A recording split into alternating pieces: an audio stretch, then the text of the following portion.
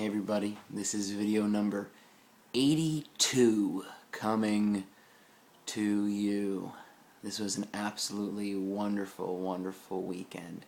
I kicked it off with an excellent Saturday at a vegan professional marketing boot camp, sharing a space with like-minded people, people who are excited to excel in life with their business, and more importantly, with their compassionate business. It was so wonderful being around vegan professionals and hearing some of these wonderful marketing experts speak on ways to connect, reach out, start, the law side of things, the client side of things, the marketing side of things, how you present yourself, how you connect with others, simple ways to use social media, and then press kits, connecting with the media, so on and so forth.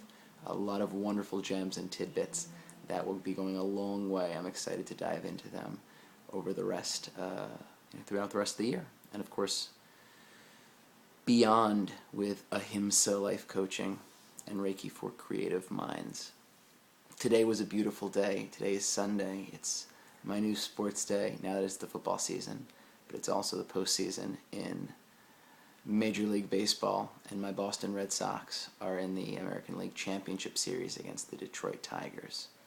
Today was a day filled with wins and losses. The most important wins, though, came through, including an amazing comeback by my Red Sox, down 5-0, and in the last 2 innings, scoring 6 runs. Not true. It was 5-1, and then in the last 2 innings they scored 5 more runs, but they won 6-5, and it's an exhilarating feeling. It's an exhilarating feeling. If you are a sports fan, you know what I'm talking about. The joy, the passion, the excitement that goes into your team. There are a lot of people who sometimes take this too far, who blur the lines, the worlds of fantasy and reality. Obviously, these are real people. This is their profession. It's live television. So it's all real. But there's a certain disconnect we have to take. Our sports team does not define our life or any lives around us. If anything, it's the people who are on the field. It doesn't even define their lives, but it's an important part of it. They get paid a lot to play well. There's an entertainment factor, but there's a talent, there's a professionalism that goes along with any specific sport. They play a specific position for their team. The goal is to win. I'm going off on a slight little tangent here, but I guess it's all a bunch of tangents that wrap all around, that become one cohesive core of thought. Maybe it's on a specific theme or topic, or maybe it is all around. Who knows? But it's coming from me. That's your control, that's your standard here, no matter what variables fly out of my mouth, through my mind. Just this idea of winning and losing, the acceptance of both, the embracing of both. I feel like it's I never read the book, although I've heard tidbits from it, but I don't know, I'll take it to this point, like very Lao Tzu-ish Art of War, that you must be willing to die in order to live.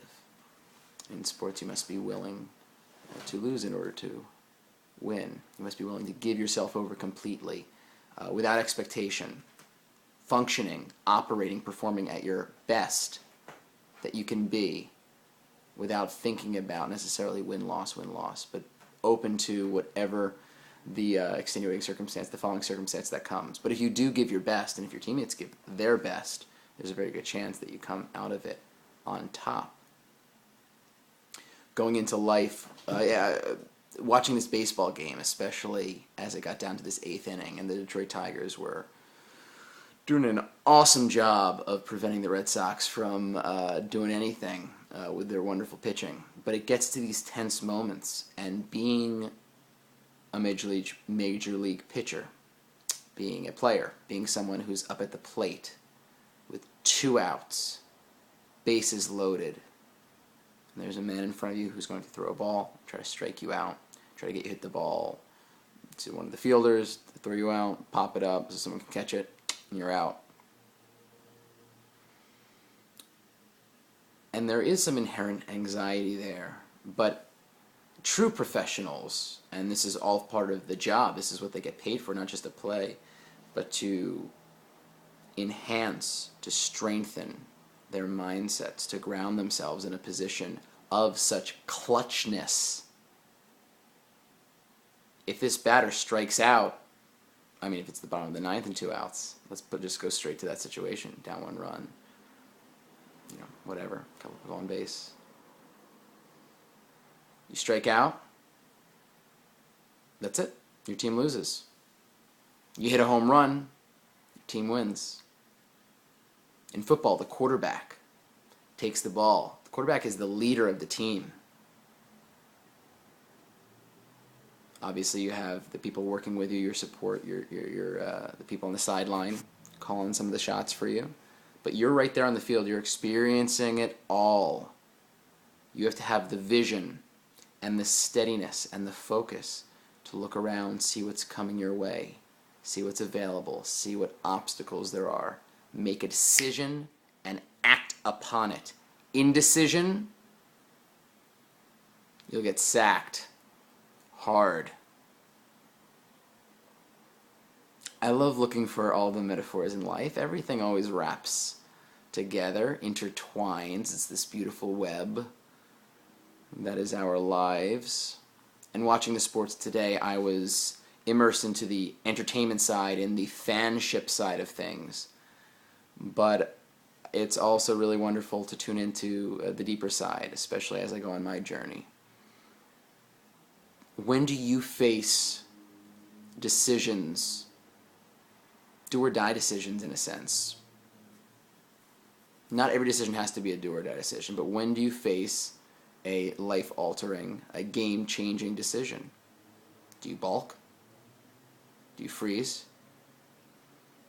Are you calm? Are you steady? Are you focused? Can you act quickly? Do you know who to reach out to? Do you know the field? Do you know your competition, your opponent? Do you know the obstacles that may lay ahead of you? All of this information, true leaders, true game players, they study all of this. Peyton Manning is just a master on the football field. I imagine he sees everything in a beautiful mind, kind of visual, little charts and diagrams and this and that, and open, not, nope, this person's moving, that means this, I'll call this, that, audible, boom, boom, playbook memorized in his head. This is the preparation that is essential for success. Do we need it? No. But I'll tell you, if you want to excel, like Peyton Manning excels as a quarterback, information, transferring it to knowledge, repetition, consistency, putting it into action, not just keeping it in here, but doing it over and over and over and over and over again. That's why I love sports. That's why I love life. And to close out video 82, Go Sox.